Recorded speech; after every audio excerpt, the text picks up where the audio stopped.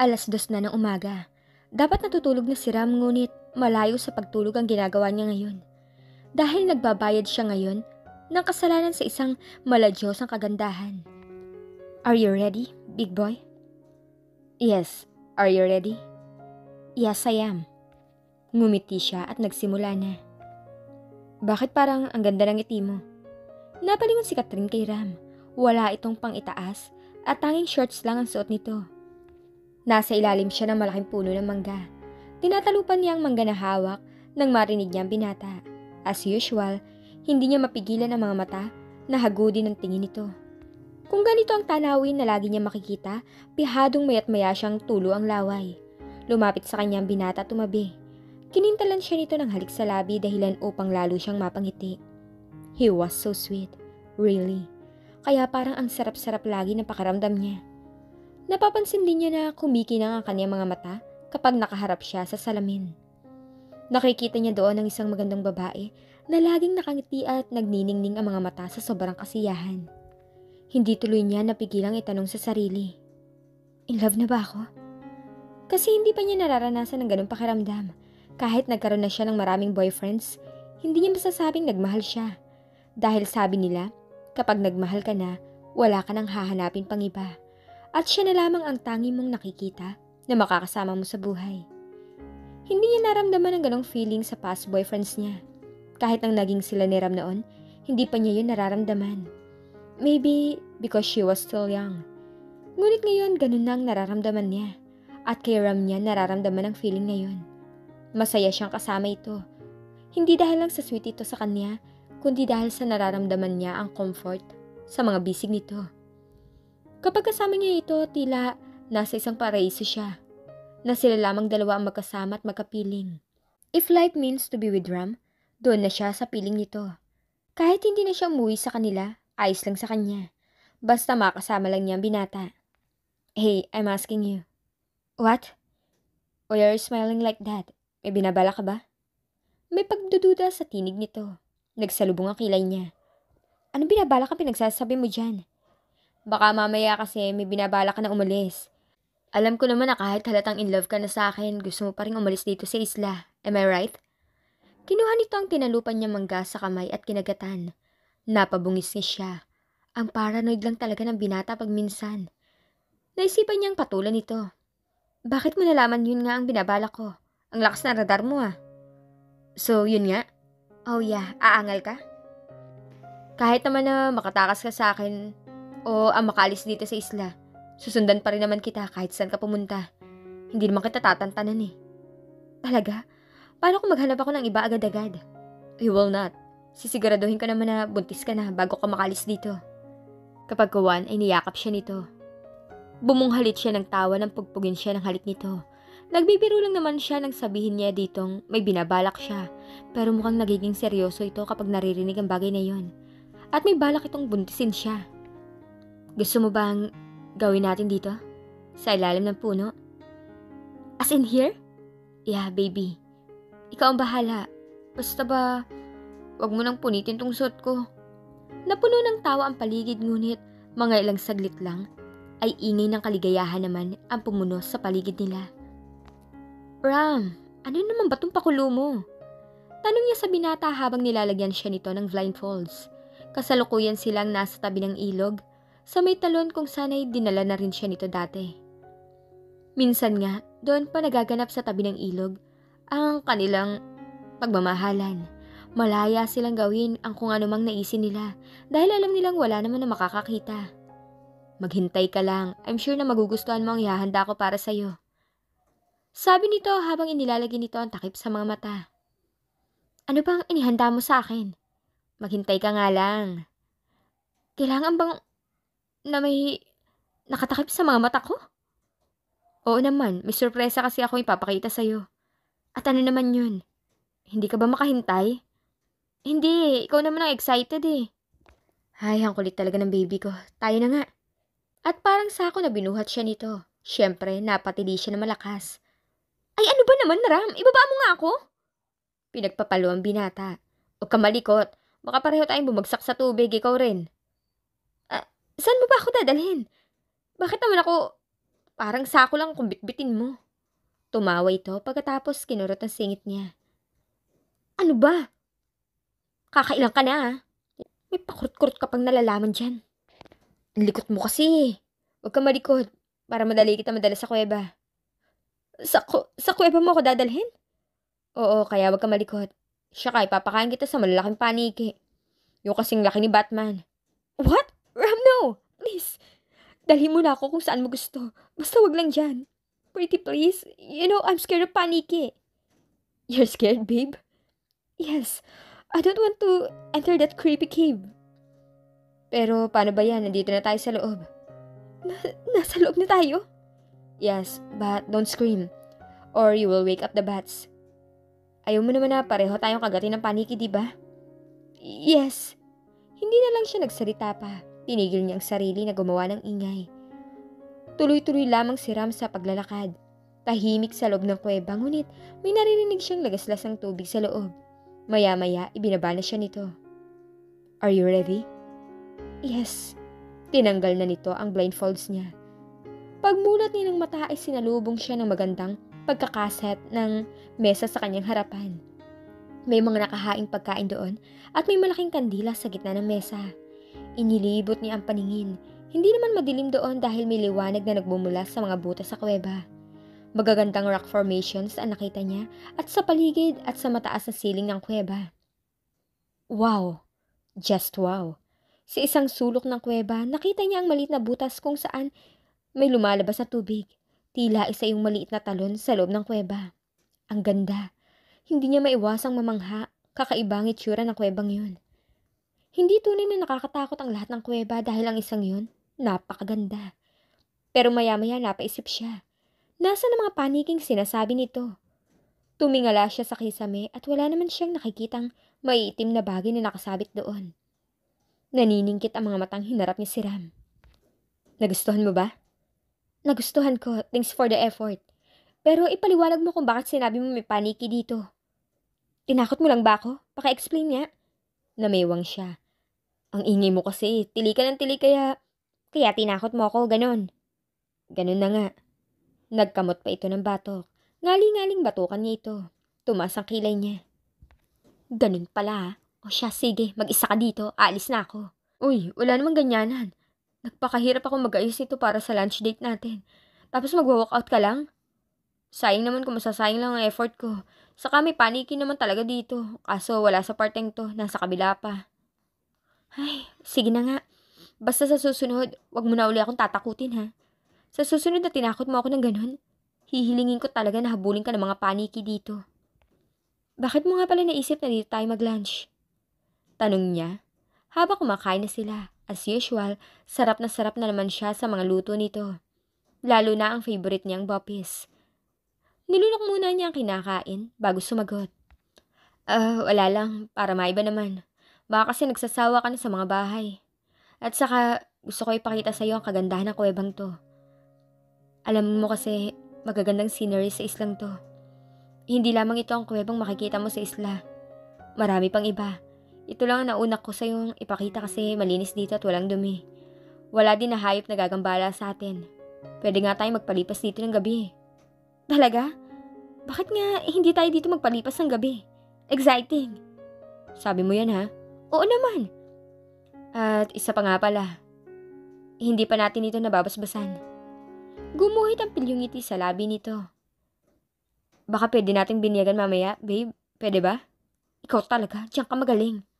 Sadya, magaling naman talaga ako. Kaya nga halos ayaw mo na sa akin bumitiw tuwing gabi. Ang naughty mo, kainis ka. Asus, gustong-gusto naman ang pagiging naughty ko. Kaya nga gustong-gusto mong sinusubsub ang mukha ko. Nag-init ang husto ang mukha niya. May katotohanan kasi ang sinabi nito. Gustong-gusto niya itong gumagawa nun sa kanya. Stop! Kumain na lang muna tayo kung saan-saan na napupunta ang usapan natin eh. Chicken? Panunodyo pa nito. Pinalo niya ang kamay nito at sinaman nito ng tingin. Tigil sabi, isa pa. Don't worry babe, papaligayahin kita mamaya dito mismo. Napalunok siya, natakam bigla. Tuloy hindi na siya nakakain ng husay. Naisantabi niya ang sarap ng kinakain. Her mind was distracted. Maya-maya nga ay nangyari na. At para silang nasatisfied. Niyakap niya pagkatapos ng ilang sandali. I love you. Bigla niyang nasambit. Hindi niya alam kung saan nanggaling yun, basta na lang niyang nasambit. Maybe it came from her heart. Nabigla ito at napatitig ng matagal sa kanya. Ngunit hindi may pagkakaila ang kasiyahan na masasalamin sa mga mata nito. Babe, are, are you sure? Ngumiti siya. Yes. Hindi ka nabibigla? I mean, hindi ka ba nadala lamang sa performance ko? Hinampas niya ito tapos ay tumawa. Of course not. You think I love you just, you are good? Totoo? Hindi pa rin makapaniwalang tanong nito. Hinalikan niya ito para ipakita na sincere talaga siya nang sinabi niyang mahal niya ito. Yes, Ram, I love you. Believe me. I love you. Huwag mong isipin na minahal lang kita dahil sa kaya mo akong paligayahin. I love you because you make me happy. And you make me fall for you. Catherine. Mahigpit na niyakap siya nito na para bang ayaw siyang pakawalan pa. I love you too. Hindi mo lang alam kung gaano mo ako pinasaya. You don't know how you make me the happiest man when you say you love me. Finally, you did love me. Muli siyang hinalikan nito with all the love he felt at mapapatunayan doon ang luhang umalpas sa mga mata ng binata. She knew he was really so happy. Tinugon niya ang halik nito ng buong pagmamahal din. Ngunit naputol yun na may narinig siyang pagaspas ng pakpak sa kisame. Ram, ano yun? Anong ano yun? Narinig mo ba yung parang pagaspas ng pakpak? Sa bandang itaas? Napapalunok na saad niya. Nakalimutan ko bang sabihin sa'yo na may manananggal dito? Ram naman, tinatakot mo na naman ako eh. Joke lang, babe. Paniki marahil yun. Baka umabot sa kabilang kuweba ang mga, alam mo na, yung ingay mo kanina. Kaya siguro may nagising. Hindi nga. Oo, ang lakas mo kasi. Kailangan soundproof ang kwarto kapag ginagawa natin ang bagay na yun. Muli niya itong hinampas sa balikat at kapwa sila humalakhak. Pinagmasdan ni Catherine ang tubig sa talon na bumabagsak sa ilog kung saan sila kasalukuyang nagbababad ni Ram. Nakasandal siya sa matipunong dibdib nito habang ito naman ay nakasandal sa malapad na bato. They were like Adam and Eve. Katatapos lang nilang maglabas sa bahay. Yes, naglalabas sila ng nobyo. Naging gawain na rin niya yon at hindi na siya nagagalit kay Ram kapag inutusan siya nito na maglaba o kaya maghugas ng plato. Siya na nga rin na nagpipresenta na maglaba ng mga damit nito, pati na ang pambaba. Napahagikik na lang siya minsan kaya kapag nilalabhan niya ang pambaba ng binata. Ang awkward kasi. But she loved him so much kaya ginagawa niya yon. Tinutulungan naman siya nito, inaagawan pa nga nito ang kanyang pambaba at ito nagpupumilit na maglaba. Pati ang paglilinis ng bahay ginawa na niya. At nagtutulungan silang dalawa ni Ram. Siya ang nagpupunas ng mga alikabok sa mga gamit at ito naman na nagmamap at nagwawalis. Nagtataka nga siya kung bakit wala itong maid na naiwan doon o caretaker man lang. Kaya tinanong niya ito. Kaya ko naman kasi mga gawain dito at isa pa, ayoko maistorbo sa ating dalawa. Paano natin magagawa ang mga ginagawa natin sa living room kung may maid na nakatingin, di ba? Tinawanan na lamang niya ang sagot nito. Ngunit hindi niya maiwasang maisip kung ano ang buhay ni Ram sa labas ng isla, kung anong trabaho nito at pinagkukunan ng ikakabuhay. At palaisipan sa kanya ang biglang yaman nito. Ang pagkakaroon ng isla ay hindi biro. Kailangan mo munang maging multi-billionaire para makabili ka ng isla. At yun ang hindi niya maiwasang maisip. Hindi naman niya makuha magtanong. Hanggat maaari, ayaw muna niya itong katin. Baka kasi hindi ito handang i-share sa kanya ang bagay na yon.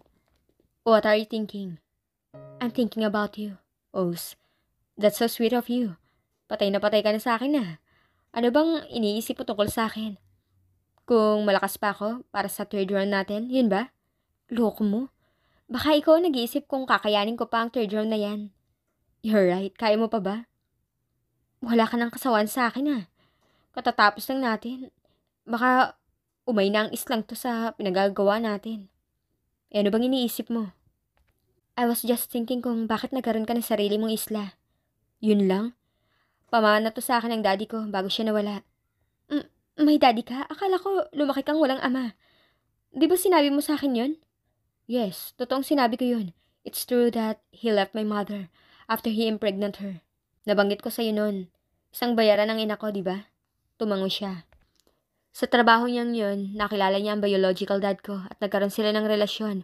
But when my mother got pregnant, he left her. Wala noon na magawangin ako kundi ang ipagbuntis ako dahil hindi daw niya kaya na ipalaglag ako. Ngunit namatay din naman siya sa panganganak sa akin at lumaki ako sa bahay ampunan. Bagaman pinapaaral nila ako, hindi ko gusto ang naging patakaran doon kaya tumakas ako. Nakilala ko naman yung ama ng muntikan niya ako mabangga. Doon nagsimula kung bakit ako nakapagtrabaho sa inyo at kaya pinag-aral din ako ng dad mo. Kaya pala naging boy ka sa amin. Pero paano mo nakilala ang daddy mo? Ipinahanap niya ako at nalaman niya kung nasan ako.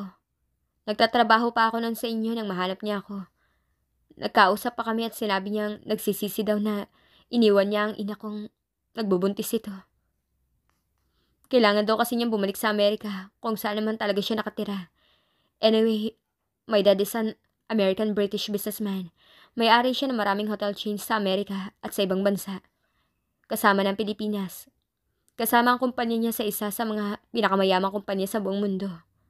Napalunok siya. Mas mayaman pa pala ang daddy nito sa daddy niya. Anong nangyari sa pag-uusap niya ng dad mo? Pinipilit niya ako sumama sa kanya sa Amerika pero ayoko. Bakit?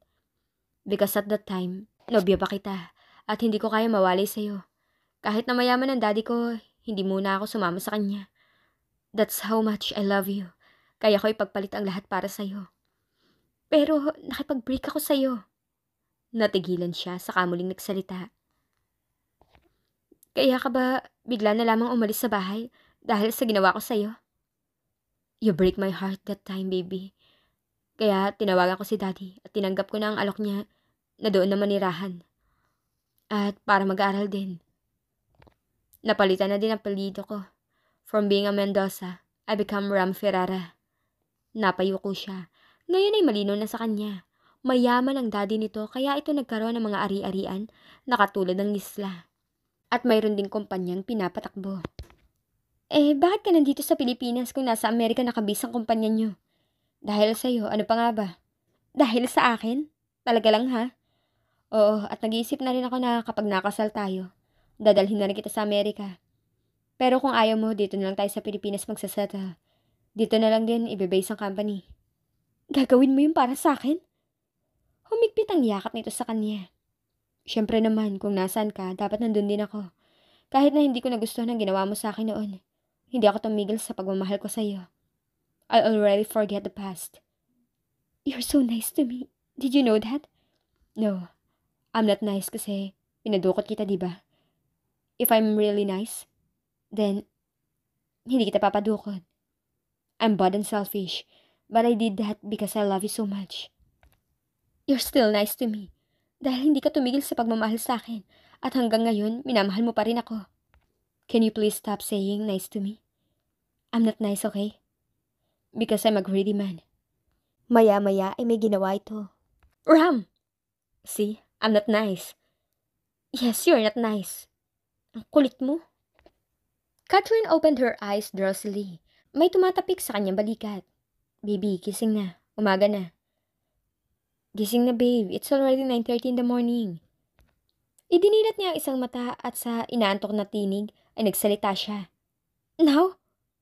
Inaantok pa talaga siya. Paano ba naman hindi?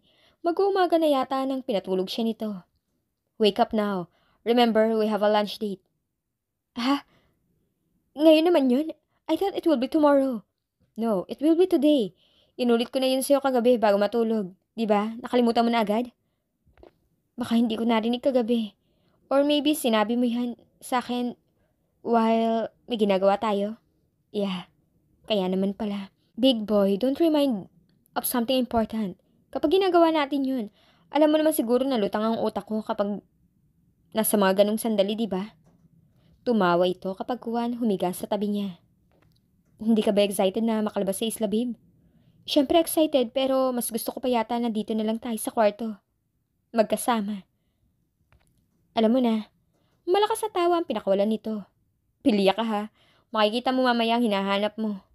Talaga lang ha. Hindi pa ba naubos kagabi ang lakas mo? Hindi pa. Marami yata akong karga na inihanda ko ulit para mamaya.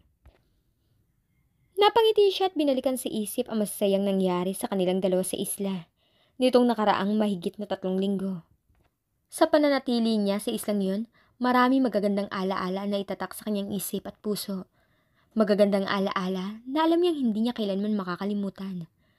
Narong nagigising silang dalawa ni Ram na magkatabi sa kama at magkayakap na animo mga ibong hindi mapaghiwalay.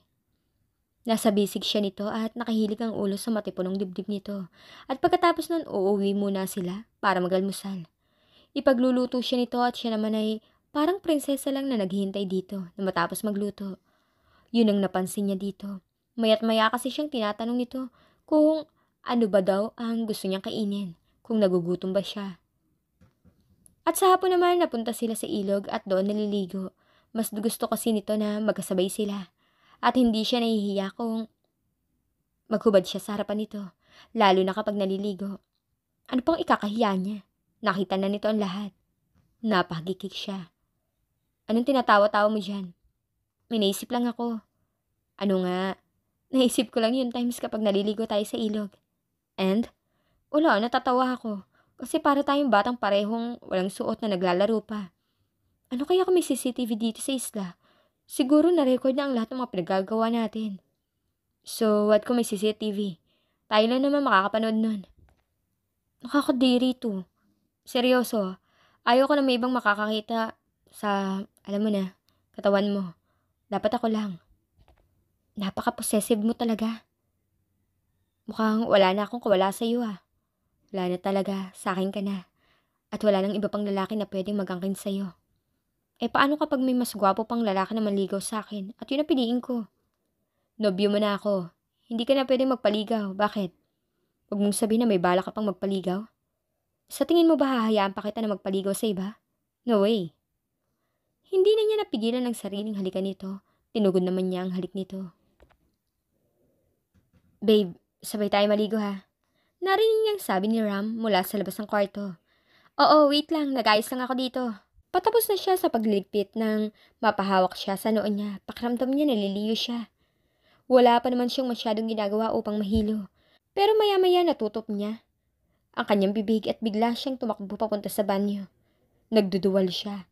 Matapos siyang magduwal, nasapo niya ang noo. No. She could not be pregnant. She could not be. Shucks. Napapikit siya. Hindi siya gumagamit ng pills. Hindi din gumagamit si Ram.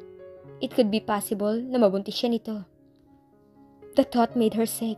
Paano na yan? Sasabihin ba niya kay Ram? Ngunit hindi pa naman siya ganun kasigurado. Hanggat hindi pa siya nakakakonsulta sa doktor. Humugot siya ng malalim na hininga at tumingin sa salamin sa banyo. She looked pale. Malinaw na hindi niya ina-expect na mabubuntis siya. Anong hindi mo ina-expect na mabuntis ka? Halos araw-araw kayong may ginagawa. Parang hindi ka mabubuntis. Sabi ng konsensya niya. Napalulun siya, nga naman. Sasabihin niya kay Ram, mamaya ang kalagayan niya. Sa lunch date nila, doon niya sasabihin. Ano kaya magiging reaction ni Ram kapag nalaman niyang buntis si Catherine?